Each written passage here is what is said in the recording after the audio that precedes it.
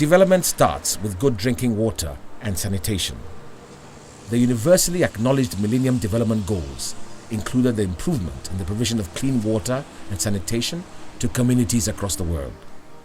Basically, water, the supply of clean water, is one of the, or was one of the Millennium Challenge Development Goals, or MDGs, which were completed in 2015. And I have to say, Ghana is to be praised because it is one of the MDGs that Ghana achieved quite early compared to other countries. We also know that Ghana ranks very low when it comes to sanitation. There are, throughout the country, less than 15% of households that have inside toilets or household toilets. Now, this is not a good situation to be in, and so our projects try to encourage the use of toilets and better sanitation practices throughout Ghana. This story examines 3 different projects. The Urban Water Project, valued at $150 million. The Sustainable Rural Water and Sanitation Project, valued at $75 million. And the Japanese results-based Financing for Sanitation and Hygiene Project, valued at $3 million, and executed through the World Bank. We've come to the Ghana Water Company, the government agency that works with the World Bank in improving water systems across the country. With regards to system rehabilitation expansion, the project sought to look at increased access to pipe-borne water, especially to the urban poor. When I talk about urban poor, we're talking about the low-income settlements in the urban areas, and it's spread across all the territories of Ghana. One of the objectives was to focus on urban centers outside Accra and Kumasi, where this was particularly a major problem. Currently, Brekum has now surface water and groundwater that are conjunctively being used. Now you could see the surface water, what is done, and on mechanized borehole, water from mechanized boreholes, how it is also done. But then you see that all of them coming together to be treated for consumption.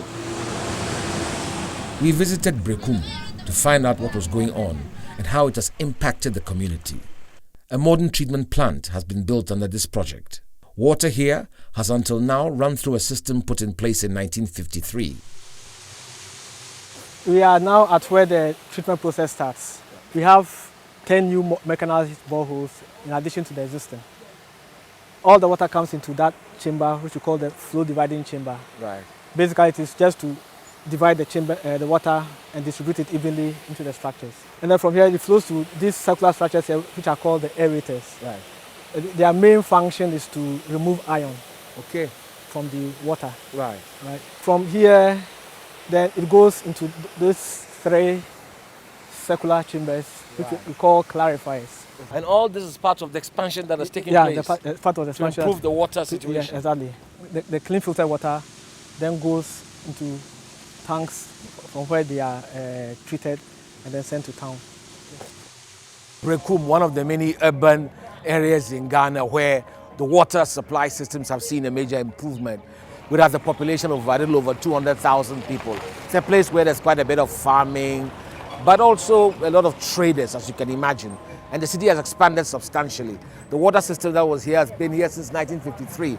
And although it has seen some renovation, it's only over the last 2 years that under this project, it has changed significantly. As you can see, this overhead tank has so much more capacity than the very old ones that have existed since 1953. The World Bank's efforts have not only been focused on urban water. The Sustainable Rural Water and Sanitation Project has also left its mark on many far-flung communities. We are in Zabzugu. We're at the offices of the Zabzugu District Assembly. We've come actually to see the water project and all these huge tanks that are sitting behind us. The DC's brought us here to show us what has happened. I'm sure that if I turn around, you'll notice in the background that there was originally one small tank right up there. And as you can see, there's a second and a third, which is part of the expansion that has taken place. So what is the water situation like, DC? Is it better now? It's far better than it used to be. It's in excess now. Wow. So we don't have water problems. What was the project about? It was meant to provide potable drinking water to the people. And we have achieved that. So what did they do? So the what project? we did was that World Bank together in collaboration with Ghana government came and had to drill some borehole. Right. And we were able to hit the water target that we needed for Zabzo as a community. This elderly community member tells us what it was like before.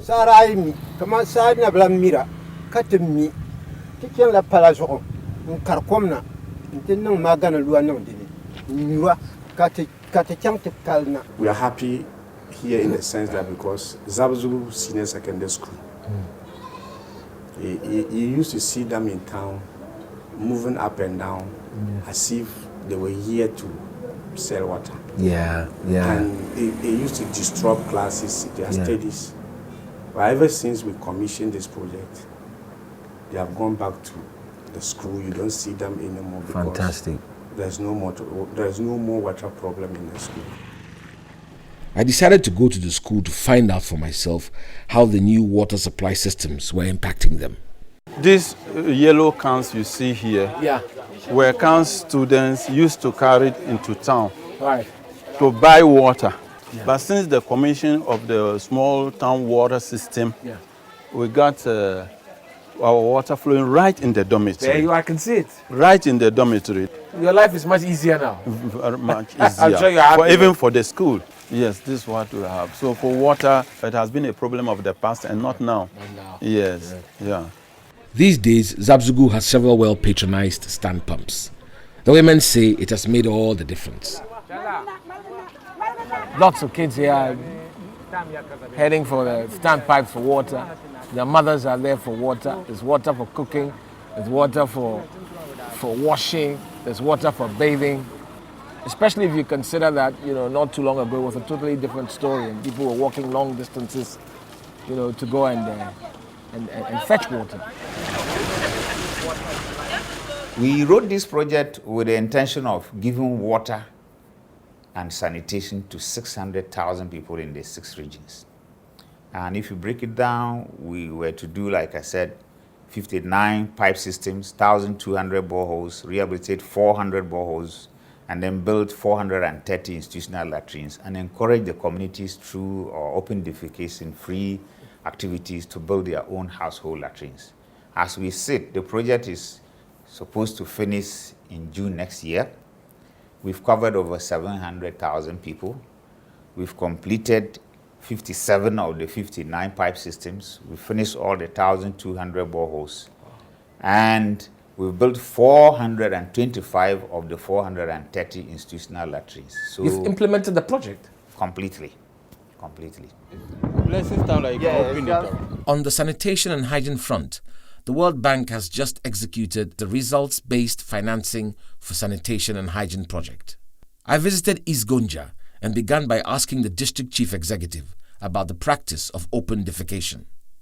The practice of open defecation is a reality in this district, and then also we have perennial water shortages. Can we talk about the Japanese project for sanitation and hygiene?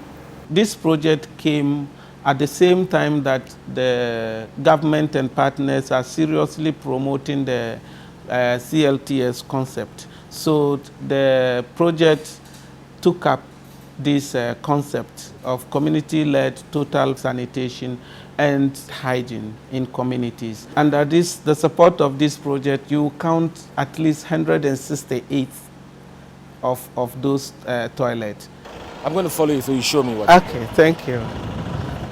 They are new latrines. They are new latrines constructed late last year, and the construction ended early this year. This is the female staff section. And you don't flush here, really? No.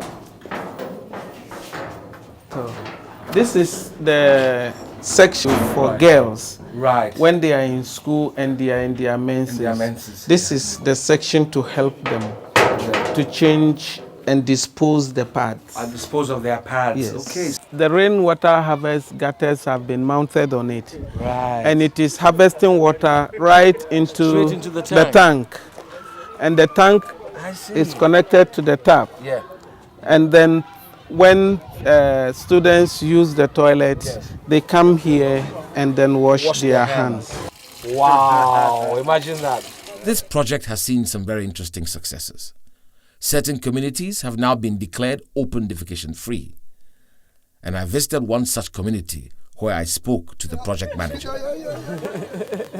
Sanitation and hygiene is a big issue in this country, and open defecation is very rampant in most communities, even in the urban areas, and it's even worse in the rural areas. Development partners and the government of Ghana is making all the effort to reverse this situation and get people to have access to construct household latrines and to use the household latrines. That's what I want to understand. Yes. So that's what this has been about. It's been about providing household latrines. What is that? So that is one of the toilets constructed by a household for use by the household.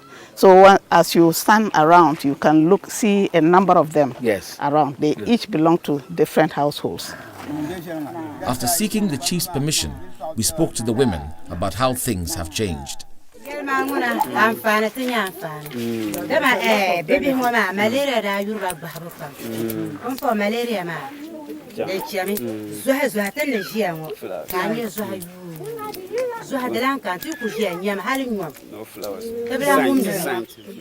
I spoke to the World Bank country director and the Japanese ambassador about the project.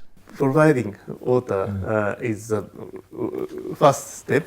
The next step is, of course, providing toilet and latrines, and at the same time, hand washing facilities. There are, throughout the country, less than 15% of households that have inside toilets or household toilets.